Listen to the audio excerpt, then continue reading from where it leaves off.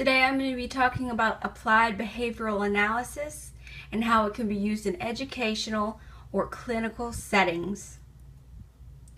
Autism Speaks explains that there's no cure for autism. However, there are behavioral, social, communicative, diet-related, occupational, and medical interventions that can increase an individual's opportunities to succeed. As educators and care providers for children and adults diagnosed with autism, we equip ourselves with the knowledge, training, and skills essential to assist students and consumers in optimizing their quality of life. A common concern educators and care providers have is how to address undesired behaviors. Applied behavioral analysis, also known as ABA, is the only intervention for autism spectrum disorders that has been statistically and consistently documented to be effective. Alberto and Troutman describe ABA as a non-invasive method of psychology that allows the learner to learn via trial and error how certain behaviors have positive consequences, while negative behaviors that don't pose a safety threat or potential harm are ignored. The greatest benefit of ABA is the positive focus and reaction to undesired behavior.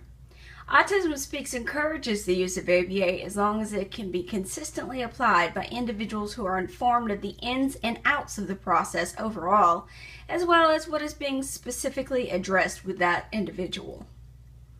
Another benefit to ABA is that it is considered effective for teens and adults. A lot of interventions are only applicable for small children, but ABA is available for a range of ages and ability levels. Dawson and Berner researched the outcomes of using ABA as an intervention for children and adults who have autism and found positive results, demonstrating the effectiveness of applied behavioral analysis for improved communication and social skills. The process of ignoring learned behaviors, and the example I'm going to be using throughout the presentation, is if a person starts to eat with their hands instead of their fork, although they already know how to use a fork. This would be considered an avoidance strategy or an attempt for attention. If the caregivers make a great fuss about the behavior is being negatively reinforced for the learner. They exhibit this negative behavior for attention or as an escape, and they're getting it. As a result, that individual is more likely to pick up their noodles with their hands next time because they received the desired consequence previously.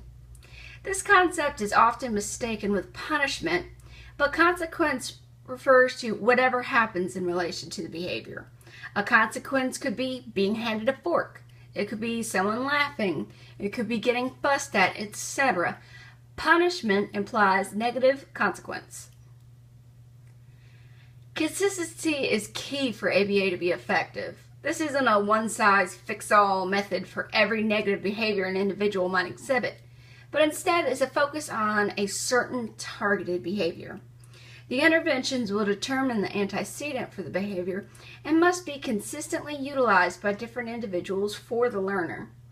If the teacher ignores the students eating with their hands, the parents punish the behavior, and the occupational therapist laughs so hard milk comes out of their nose, the intervention has conflicting consequences.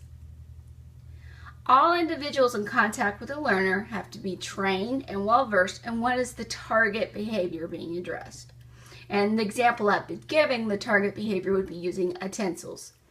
Determining the antecedent, a thing that happens just before the targeted behavior, will allow the instructor to discover potential reasons for it. Perhaps the student has some dental work that clangs against the metal silverware and the learner dislikes the sound or the feeling. Giving the learner some plastic utensils that don't make a great deal of noise, or that unpleasant twinge you get if you chew on tinfoil where you have a feeling, that might stop the behavior altogether. Giving the learner plastic utensils that don't make a noise or unpleasant sensation might stop the behavior altogether. When little Susie starts to eat cereal with her hands, instead of using negative language like stop, don't, The interventionist caregivers and instructors use positive language directing her how to eat in the socially appropriate way, the desired behavior, and give her extensive praise for positive reinforcement when she does use a spoon instead. The tasks for desired behavior are often broken down into smaller, manageable steps that are clearly conveyed to the learner. For example, instead of just saying, "Don't use your hands," the process is broken down into multiple steps developmentally appropriate for the individual. When Susie goes into the lunchroom, Miss Smith will request she gets a utensil out of her lunchbox first. When she successfully completes the task, she will receive praise. She will next get her food out of the lunchbox. Then Susie will use her fork to eat her food, etc., and so forth. This breaking down of task direction allows for pinpointing and for the learner to ask questions. Maybe Susie doesn't understand what foods need utensils. When she eats potato chips or apples, she doesn't have a fork. Like with any medical or psychological treatment, there are some risks associated with the use of ABA. Autism Speaks indicates that while results of ABA in children is well published, there is a great deal less evidence of effectiveness of the program for teenagers and adults than there is for children. Another concern associated with ABA is the time-intensive nature of the therapy required for any progress to occur. It requires 25 to 40 hours a week of direct intervention and often takes months for results to occur. ABA requires training, patience, and time. So that means that Susie's mom will have to clean a lot of spaghetti off the walls before the desired outcome is discussed. The cost associated with ABA treatment is typically about $60 an hour at autism centers. The cost can increase if the individual has a master's or doctoral degree. The caregivers of the individuals who have autism must also use and implement the same strategy at home. Autism Speaks provide literature for parents' use at no cost. The outcomes of using ABA as an intervention for children and adults who have autism has been found to have positive results. This demonstrates the effectiveness of applied behavioral analysis for improved communication and social skills. The study goes on to elaborate, the Dawson and Berner study, that ABA being used as an intervention for individuals who have autism and depressive disorders or aggressive tendencies. The study used ABA consistently with interventions executed for the learner both by the instructor and the individual's caregiver, consecutively, while the learner uses medication they were previously using to address mental health issues. The National Research Council Committee for Educating Children with Autism has published a plethora of empirical data from discrete trial approaches on the success of ABA interventions. One such publication discusses the increase of Wechsler IQ points for an average of 5 to 10 points in children who have received appropriate intensive ABA interventions.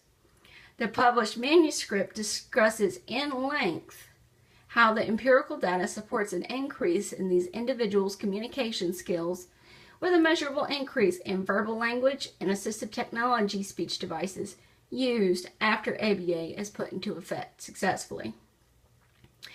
If you're interested in learning more about ABA for educational clinical setting or to inform caregivers, I have listed some websites: the Association for Behavior Analysis International, the Carolina Center for ABA and Autism Treatment, Priorities ABA, the Behavior Analyst Certification Board, and Applied Behavioral Strategies.